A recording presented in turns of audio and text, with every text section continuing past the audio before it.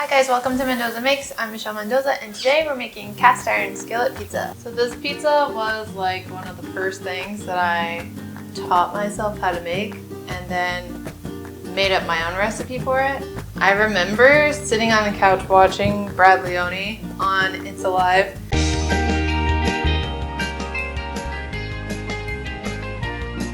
And I don't know why, but for some reason, just watching that video, I was like, I can do that.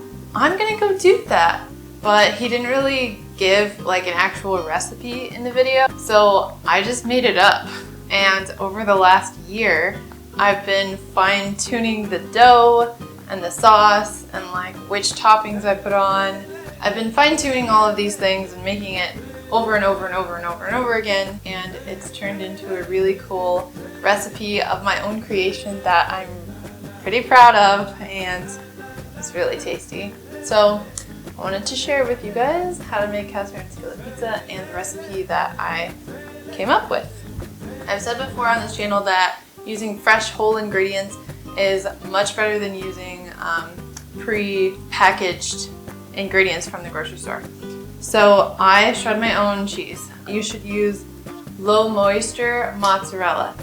Wait, low moisture whole milk mozzarella. I don't know why that's difficult for me to say. Anyway, low moisture because if there's too much moisture when it goes into the oven, it'll, when it melts, it will just kind of turn into soup and be really liquidy. And when you cut the pizza up into slices, all of the sauce, like the moisture will get into the sauce and then it'll just be kind of running everywhere. Whole milk, because that means there's more fat content and that will give you that good like cheese pull, like cheese stretch when you cut into it, and it's kind of not fluffy really, but like thick, melty cheese. So I'm gonna shred some of this up.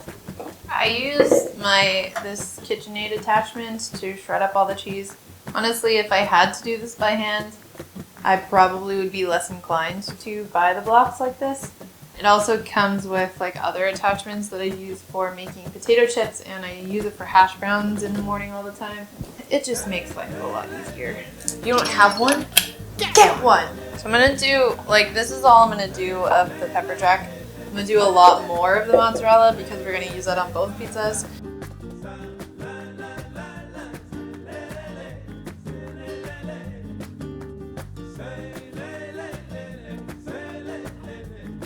Later. And these pieces, these big hunks that are left, are what we call the cooked snack. Alright, now we make the dough. The dough was the part that was pretty hard. This is the part that took me a lot of trial and error to figure out how to make it like cooked all the way. I wanted it to be the pizza that you can pick up and it'll stay like pretty stiff in your hand and you can take a bite. Previous recipes that I have made just from cookbooks and everything, I usually have to eat them with a fork on a plate because I can't pick them up like you do if you order pizza from a takeout place. So we're gonna start with a cup of flour. So dry ingredients first, a cup of flour, I'm gonna do a pinch of salt, yeast, 2 1/4 teaspoons instant dry yeast, 1 tablespoon of sugar. Okay, and then I give that a good mix. And then add a cup of warm water. And I have this chili pepper and roasted garlic olive oil that I'm gonna try. You can use regular olive oil or vegetable oil if you want. And I'm gonna do 3 tablespoons of this.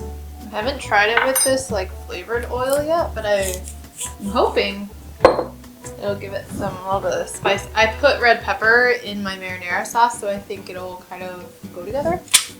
We'll see. And then I mix it for just a little while. So let it mix enough just so that it's kind of mixed up. I am totally the cook, by the way, if you haven't noticed already on this channel. I put my hands on my food. Like, just put your hands on your food. It's fine.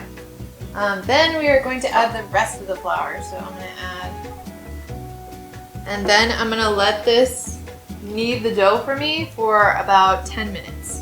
And it doesn't look like it's gonna come together at first, but it does. And while it's doing that, I'm gonna clean up these little measures that I used and start preparing the stuff for my sauce.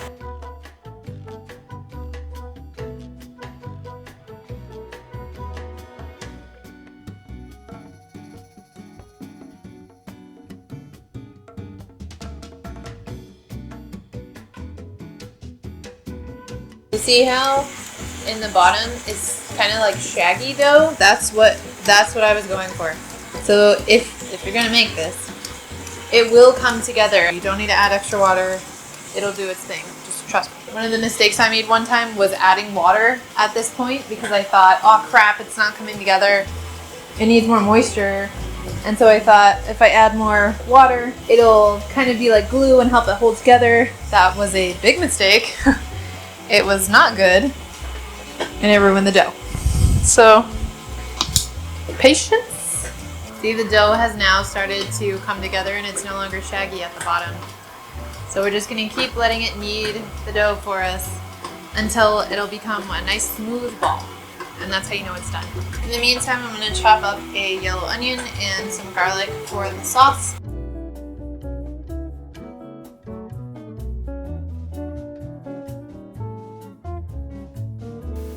Okay, the timer just went off that said the dough is done kneading.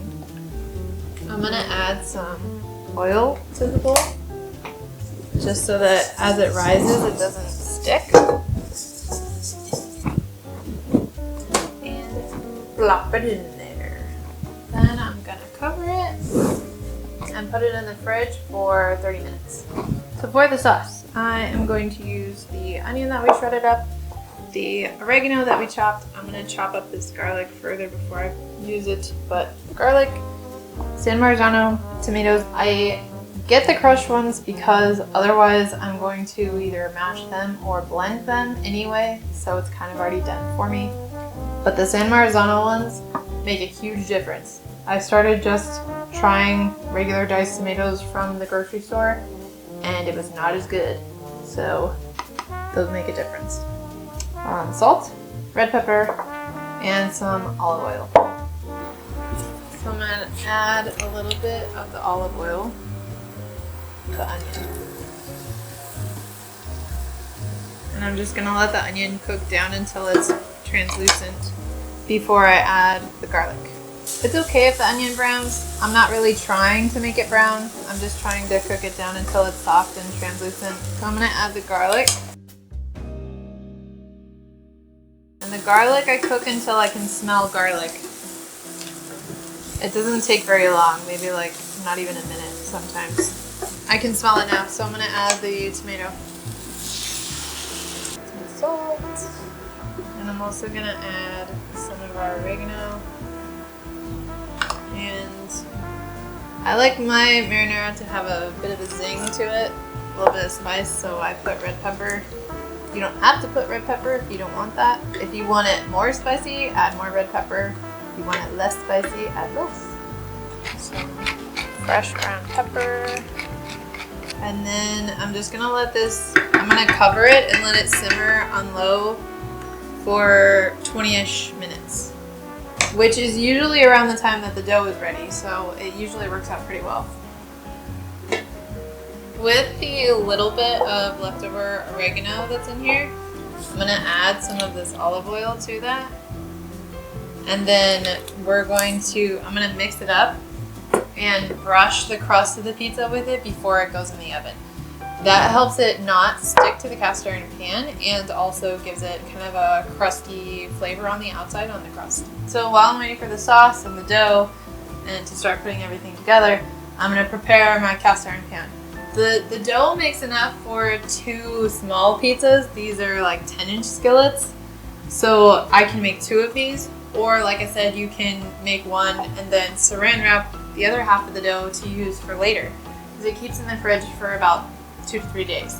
The other thing that I've done is use half the dough to make a pizza about this size, a 10-inch skillet, and then in my other skillet that I have, I'll make breadsticks. I'll like braid the dough together. I'll put some mozzarella on the top with some freshly chopped garlic and make garlic cheesy breadsticks. They're usually really good. And then we dip them in the leftover sauce from the pizza. It's pretty good. But I think today what I'm gonna do is make 2 pizzas.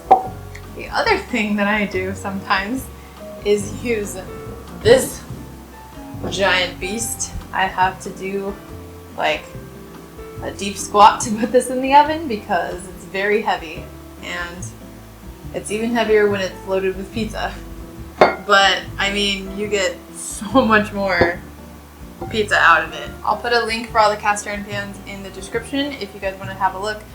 This one is actually the top to a Dutch oven, which if you don't have a cast iron and you're looking for kind of a good deal to get one, that's really awesome because you get a Dutch oven and a sauce pot and a pan, really, all cast iron, and I think it was like 30 bucks. It's pretty reasonable, and I use it all the time. If you keep your cast iron seasoned and you take care of it and you clean it and you keep it seasoned with oil, it should be pretty non-stick. But to help the pizza come out of the pan cleanly and not stick to the pan, I prepare them with olive oil and some masa or cornmeal. So that's what I'm gonna do. For this, I'm just gonna use regular olive oil, not the flavored stuff that I was using earlier with the sauce. I'm just gonna put a little bit on the inside of each and then wipe it down with a paper towel. So I'm just gonna wipe it around on the inside of the pan only. And normally when you're seasoning your pan, you'll wipe it on the inside and then wipe most of the excess oil off. But I want the oil on there right now because it's going to help the pizza not stick.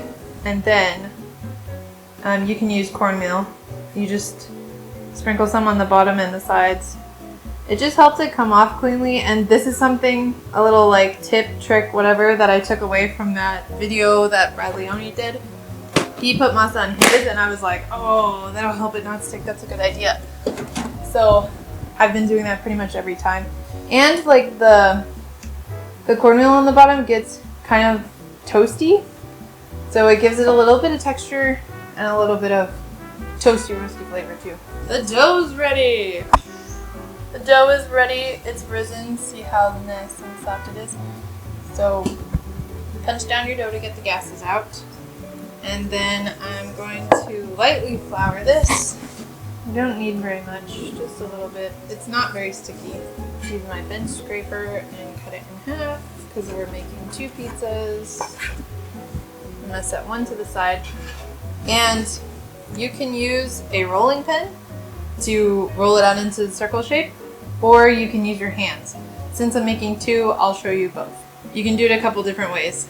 You can just like pull with your thumbs and your fingers lightly like this towards the outside and kind of just pass it around and around and around, making a circle.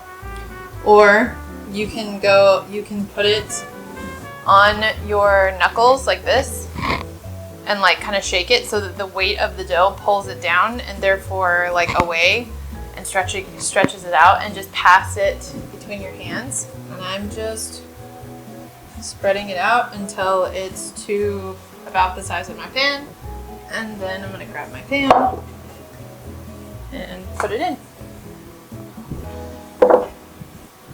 and just line everything up, and there you go, pizza number 1. And for number 2, I'll show you with the rolling pin. The goal with the rolling pin is to make a more uniformed thickness, because the one with that you do with your hands is thicker in some parts and thinner in other parts, just because you're doing it with your hands. You're not like really pressing it between anything. So with the rolling pin, the name of the game is a one consistent thickness throughout the dough, and therefore your crust once it's baked. Keeping it in a circle shape can be kind of difficult. I like to roll it one way and then roll it the opposite way to keep it in a circle. Sometimes it doesn't end up staying in a circle, but that's not the end of the world. Like right now, it's more of a obtuse triangle thing.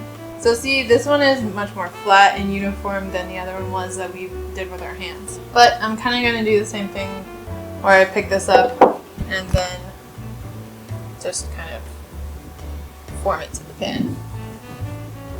This one, man. This one, usually I'll roll this down to create a crust. Sometimes you can put cheese in there if you want to make a cheese-filled crust. I've also put like toppings and stuff in there, or olive oil and seasonings. Basically making a breadstick to go with your pizza. built-in breadstick. So this part is pretty flat, and then you have like a defined crust. So that one's done. So here's my 2 crusts. This one is definitely a lot prettier. This one looks very homemade. But both of them are gonna taste delicious, so either way is fine. Now, one of the things that I struggled with and figured out what to do about through trial and error was, like I said, I wanted to be able to pick up the piece of pizza and it like stay without drooping and completely flopping out of my hands. And I'm going to stick these in the oven while it's warming up so that they kind of pre-cook or warm up to help the dough and the crust get some structure instead of just flopping over and being really super soft in the middle. It usually only takes maybe 3 minutes. Okay. The sauce is done. It's thickened up now. So see how the crusts are getting kind of puffy? That's how I know that they're ready to have the toppings put on them. So I'm going to take these out and we're going to put the toppings on. Now, because these have just come out of the oven from preheating, don't touch the pans while you put the toppings on. I've burned myself before doing that on accident.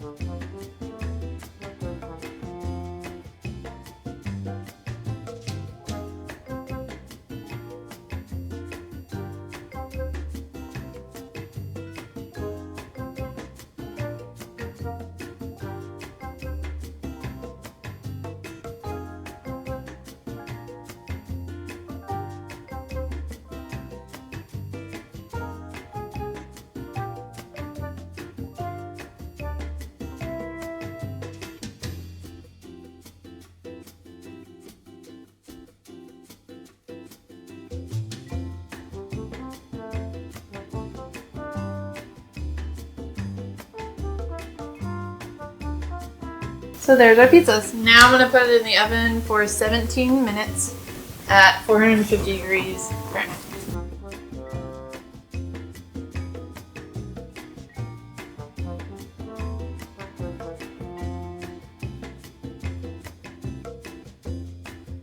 Because I put the olive oil and the masa underneath, these should just lift out of the pan in one piece with the spatula. Aha! See? Bam! That's how we do. Bam. Look at that. Now the hardest part of this is letting it rest for 5 minutes. Maybe not 5 minutes, that's a long time. Maybe like 2 minutes. If you cut into it right away, it just kind of runs everywhere. But this is like the hardest part because now I can see it and it looks so good. And I can smell it and it smells so good. And I want to eat it. Okay, my patience has ended and I want some pizza. Oh, look at that cheese stretch. Oh my gosh, it's still going.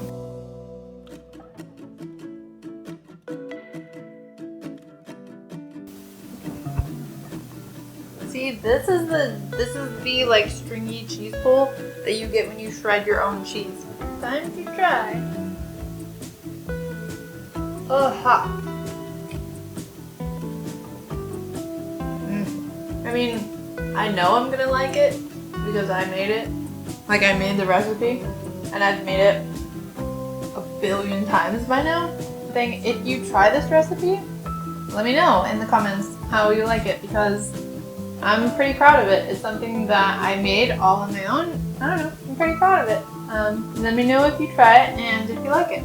If you like this video or you learned something, give it a like. If you'd like to learn more, subscribe to my channel. I upload every Friday. Thank you for watching and I'll see you next time. Bye!